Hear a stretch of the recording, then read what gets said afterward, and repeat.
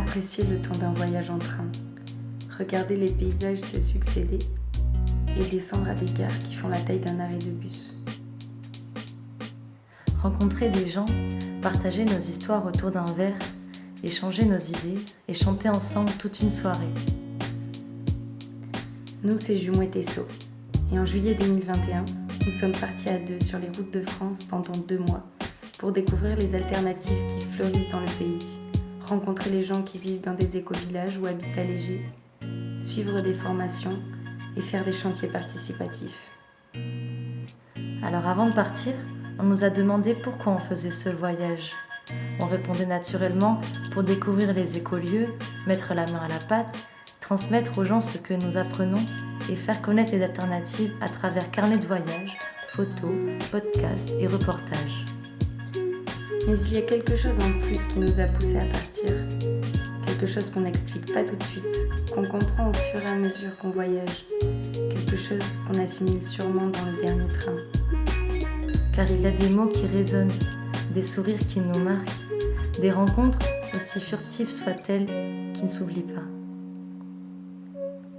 Pendant le voyage, nous nous sommes déplacés au gré de nos envies et des contacts pris avant le départ. Et chaque semaine, on découvrait un lieu merveilleux, respectueux de toute forme de vie, un lieu plein de surprises. La bienveillance était toujours maître mot, et on s'étonnait de voir que, si, il peut y avoir une semaine aussi fantastique que la précédente. Ce voyage, c'était notre manière à nous de recréer du lien, de découvrir les beaux visages de l'alternative et de la résilience. Ces gens qui sont passés par une multitude de réflexions et de doutes, qui ont eu le courage de déconstruire tout un mode de vie pour en reconstruire un nouveau, plus juste et plus beau. C'était notre manière à nous de les aider, de participer à leur émancipation et mettre notre énergie au profit d'hommes et de femmes, et non pas au profit de grandes multinationales.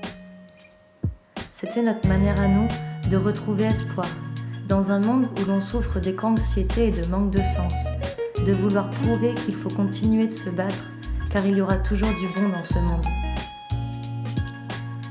C'était notre manière à nous de nous écouter, de faire ce que l'on aime et de le faire avec amour.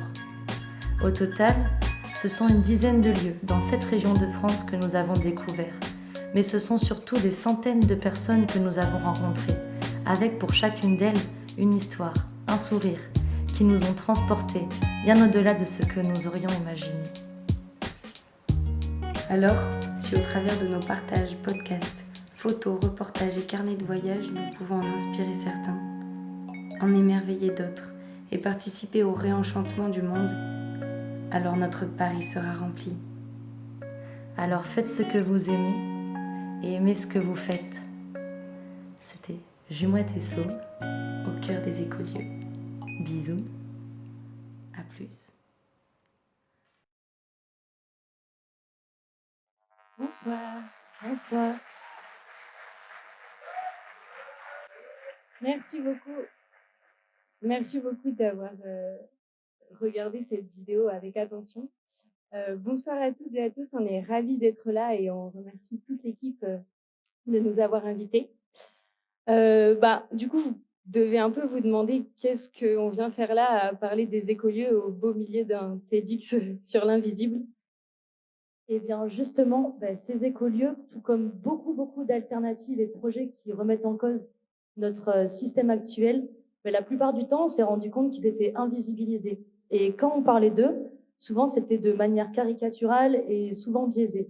Par exemple, je vais un peu grossir le trait, quand on parle des éco-villages, on nous dit « Ah ouais, mais c'est une secte d'anarchistes marginaux, bobos, hippies, qui vivent pieds nus et qui font l'école à la maison. » Nous, quand on entend ça, ça siffle un peu dans nos oreilles. Du coup, on n'aura pas la prétention de vous prouver le contraire par A plus B, mais juste si avec nos mots et nos ressentis par rapport à ces lieux-là, on pouvait étayer l'image qu'on peut avoir de ces lieux et en fait vous montrer comment ils participent au réenchantement du monde et de nos imaginaires et au final, quels sont leurs buts communs à tous. Alors, on va reprendre un petit peu du début. Solène, l'année dernière, elle faisait un service civique et moi, j'étais ici en 5e année. Et on s'est appelé pendant le deuxième confinement et pendant notre appel, nos esprits se sont un peu enflammés et finalement le projet est né. Et on était à un moment de notre vie où on questionnait pas mal de choses, notamment notre diplôme, son utilité, qu'est-ce qu'on allait en faire. C'était une période assez anxiogène pour nous aussi entre la crise sanitaire, la crise environnementale, les problématiques sociales qu'il y avait, etc. Et en fait, dans tout ce brouhaha-là, on s'est vraiment posé des questions de qu'est-ce que ça allait être notre impact, nous, là-dedans, quel rôle on avait à y jouer. Et du coup, on a voulu pousser ce questionnement un peu plus loin. Et en parallèle de tout ça, on avait le projet avec des amis, et on l'a encore, ça serait de monter l'écolieu de nos rêves. Et on avait conscience qu'on n'avait pas toutes les clés, les tenants aboutissants d'une telle vie en collectif, et qu'il y avait quand même des points de vigilance. Et en fait, grâce à ce coup de fil impromptu, on avait trouvé en fait quel était le meilleur tutoriel qu'une immersion grandeur nature dans ces lieux-là, et de faire un voyage au cœur des écolieux. Ok, du coup là on vous a super teasé.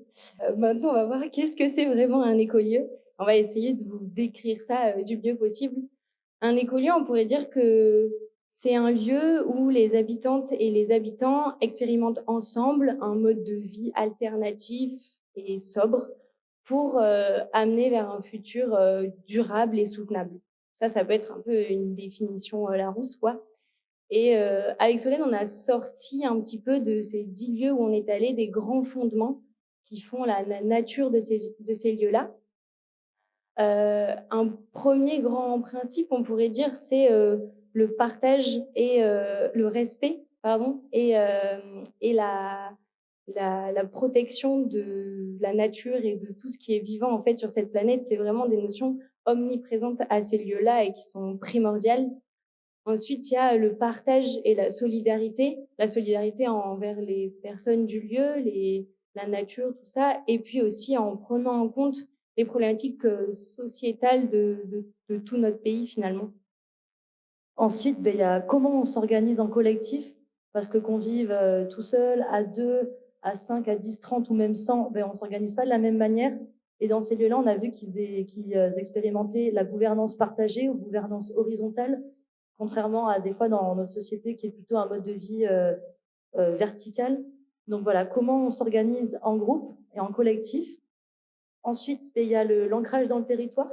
Donc, comment on va créer du lien avec tous les habitants, habitantes qui sont nos voisins et nos voisines, en fait. Comment on crée du lien avec eux, même s'ils sont à côté de nous, et comment on crée des projets de territoire. Ensuite vient l'autonomie et ils essayent de tendre vers une autonomie alimentaire et énergétique.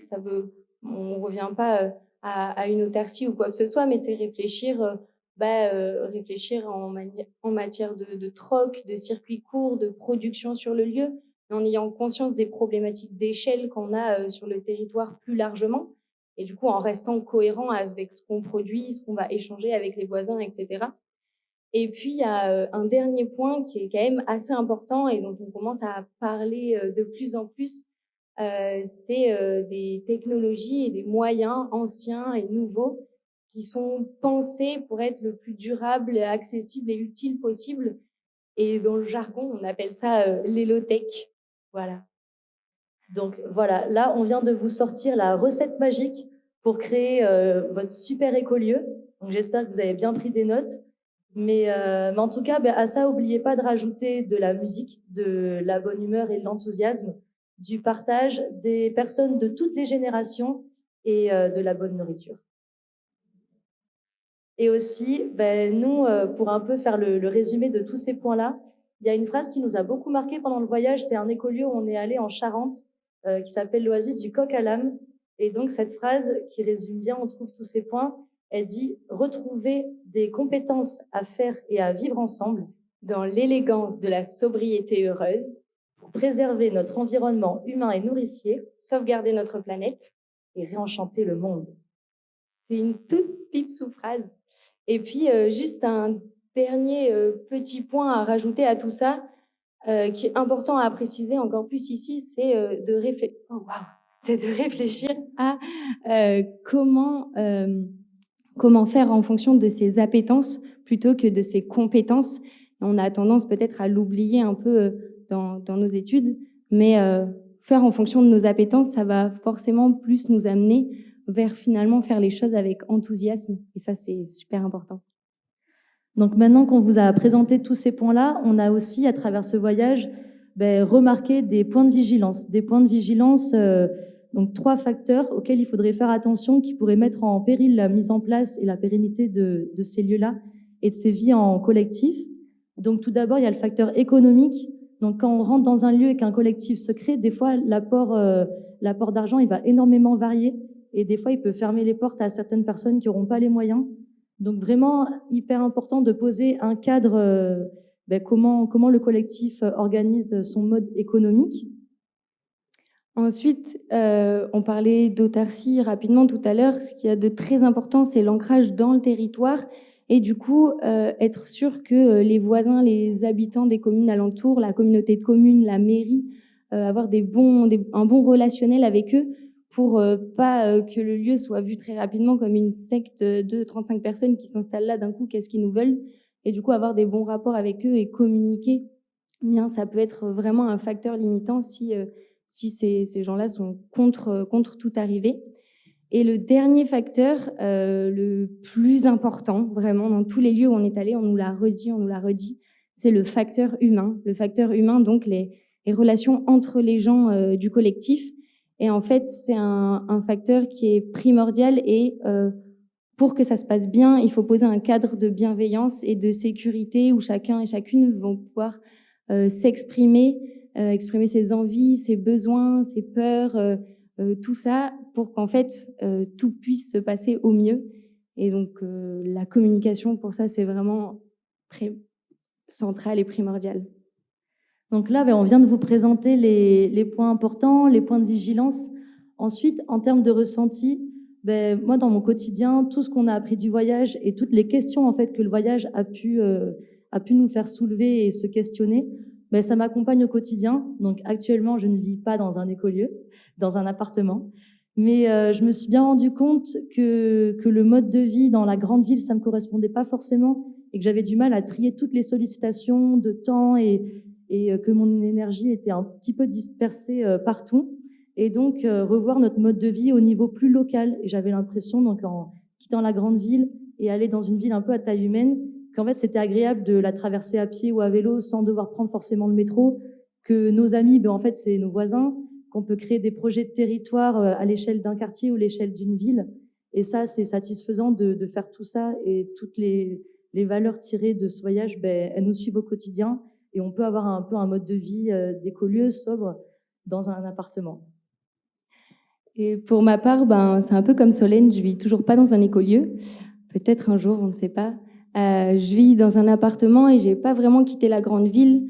Mais ce voyage, il m'a beaucoup questionnée, il m'alimente encore au quotidien, à savoir où c'est que je veux placer mon énergie, où c'est que je veux placer mon temps. C'est des questions auxquelles on a été amené beaucoup à répondre pendant notre voyage et que j'essaye de continuer à appliquer et me dire où c'est que je veux mettre mon temps. Et du coup, l'équilibre que j'ai trouvé cette année, c'est de travailler dans des associations et de m'impliquer dans des projets qui vont à la fois visibiliser des alternatives qui vont, à mon sens, dans le bon sens, défendre notre nature, notre planète, et puis quand même attaquer un petit peu, participer à la chute des grands pollueurs, on va dire. Et cet équilibre-là, ce questionnement au quotidien, il me convient et pour moi, c'est appliquer un petit peu tout ce qu'on a pu voir et ressentir pendant ce voyage pour continuer de participer à mon échelle à cette douce et joyeuse révolution pour réinventer un petit peu tous ces imaginaires-là. Donc, nous, à la fin de ce voyage, avec Jumouette, on s'est demandé quel pouvait être le but commun de toutes ces personnes, parce qu'on a visité une dizaine de lieux, mais il y en a tellement, tellement dans toute la France et dans le monde. Mais qu'est-ce qui les poussait, tous ces gens, tous ces lieux, toutes ces histoires, à se rassembler ensemble? On s'est dit qu'ils faisaient ça pour expérimenter justement ensemble et en fait mettre en commun et partager des connaissances, partager des ressources, partager des savoir-faire, faire tout ça dans la création de nouveaux imaginaires et pour expérimenter ensemble un mode de vie plus sobre, qui serait aussi plus lent et qui serait aussi du coup plus agréable dans la joie et aussi dans l'amour. Parce qu'il y a une chose dont on est persuadé avec Solène, c'est que chaque humaine et chaque humain est capable d'aimer, de s'aimer soi, d'aimer les autres. Et ce voyage, il a fait que nous le confirmer, que l'amour, il est présent partout. Mais aujourd'hui, avec les nombreuses sollicitations, le rythme de vie qui s'accélère, la routine du quotidien ou le travail ou toutes ces choses-là fait que on peut un peu mettre de côté ça ou que la qualité de l'amour se dégrade peut-être.